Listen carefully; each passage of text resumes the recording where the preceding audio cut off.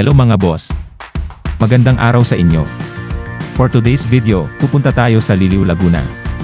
Ating sasadyain yung tinatawag nila doon na Kilangin Falls. Tara't samahan nyo kami sa aming bahay.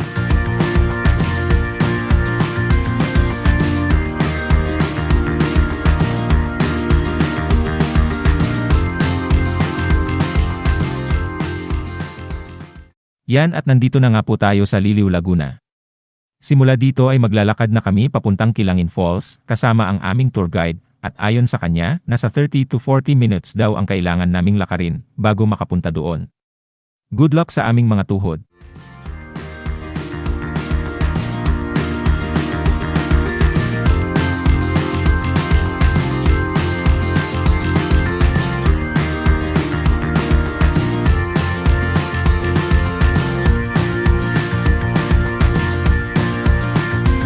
Hindi biro ang lakarin papuntang Kilangin Falls, kaya kung nagbabalak kayo pumunta, dapat handa ang katawan, lalo na ang tuhod nyo sa tarik ng lakarin dito.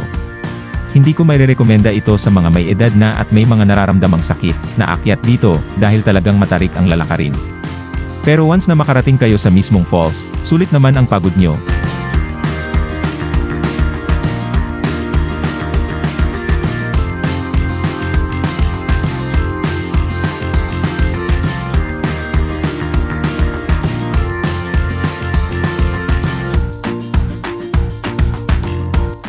Kung may matarik na ahunin, meron din syempreng malalim na lusungin, kaya talagang masusubok ang tibay ng tuhod nyo dito.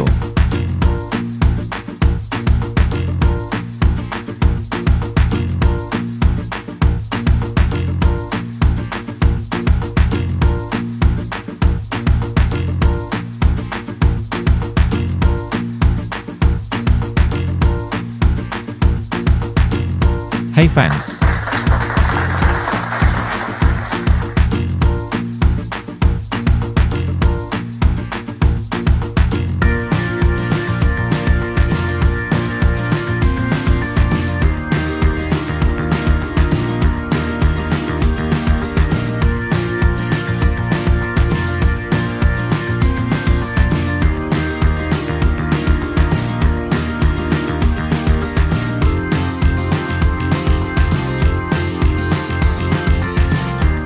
At sa wakas nandito na kami sa mismong lugar ng falls kung saan nakatayo ang kanilang mga cottage.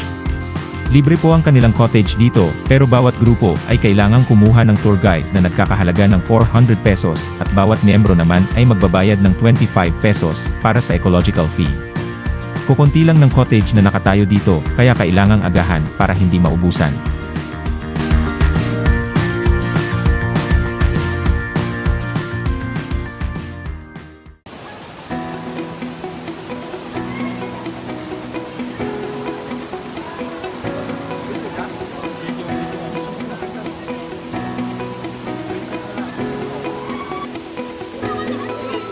Sa panahon na ito ng pagpunta namin ay mahina at tuyo daw ang pinaka-main falls nitong Kilangin.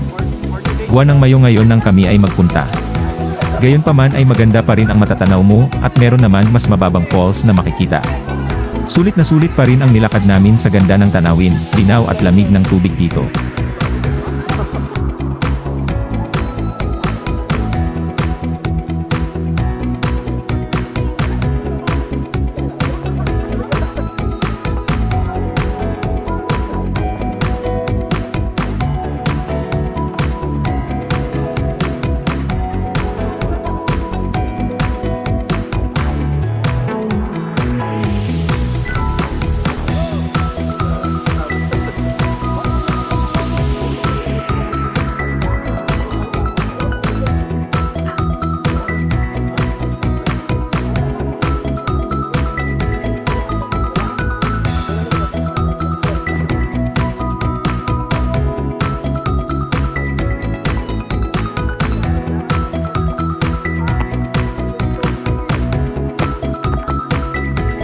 Sobrang lamig at linaw ng tubig dito.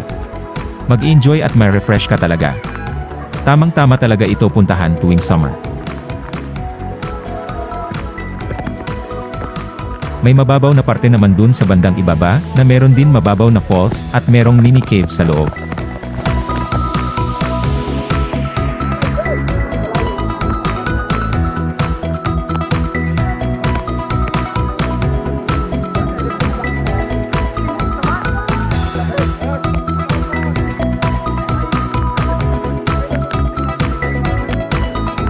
Malalim ang bandang gitna nitong falls, kaya kung di ka marunong lumangoy, may pinarentahan silang life vest sa halagang 50 pesos. Sa sobrang ganda ng tanawin dito, parang view sa Hollywood movies yung background dito. Yun tipong hinahabol ka ng goons tas tatalon ka dun sa ibaba. Tapos babarilin ka nila habang nasa ilalim ka ng tubig, at syempre, ikaw ang bida, kaya hindi ka tatamaan ng bala.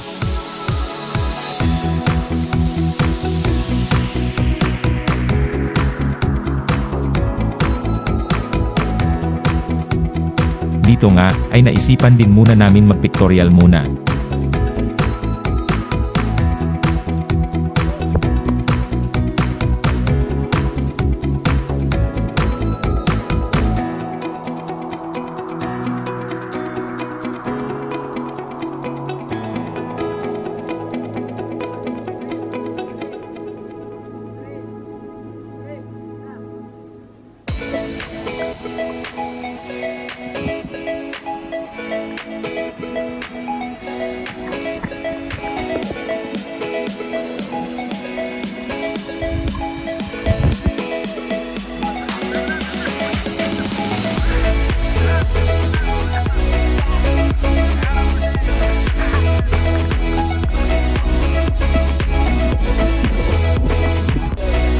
At syempre, dahil kami ay mga purong Batanggenyo, kahit marami na nararamdaman sa katawan, hindi mawawala yung inuman, kaya ayan nga, ay nagawan pa namin ng paraan.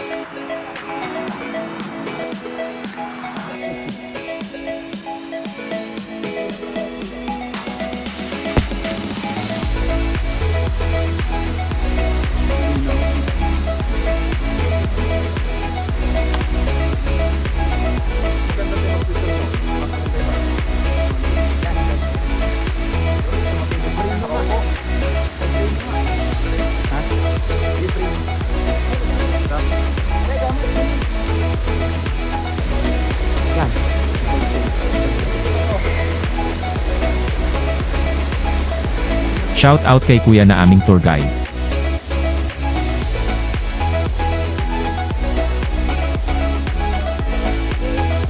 At yun, pagkatapos naming manligo, kinailangan na din naming umalis ng maaga dahil may isa pang falls kami na balak puntahan.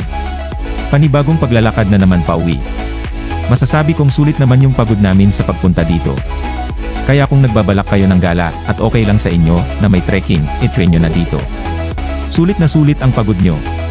Ang susunod naming pupuntahan ay yung Sprite Falls naman sa Mahayhay, Laguna. Yun lang po sa ngayon. Sa susunod na lang po uli. Maraming salamat.